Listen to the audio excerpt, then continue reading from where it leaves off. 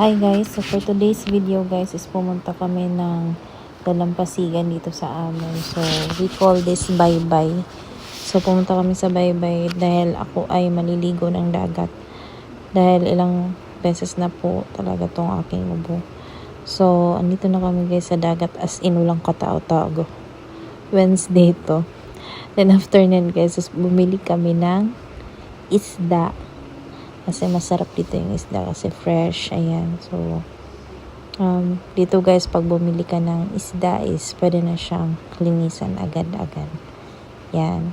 Tapos, uwi na kami. Yan, kung nakikita nyo guys, is basa yung buhok ko kasi pinaligo ako ng partner ko ng dagat para maalis yung ubo ko. Maganda dito guys. Dito talaga kami naliligo. Since bata pa ako, wala pang ganitong flood control na yan. Bata pa kami guys, is dito na talaga kami naliligo. Yan, tas pauwi na kami niyan guys. So, as nakikita nyo guys is busy kasi syempre may pasok, tas office din. Yan.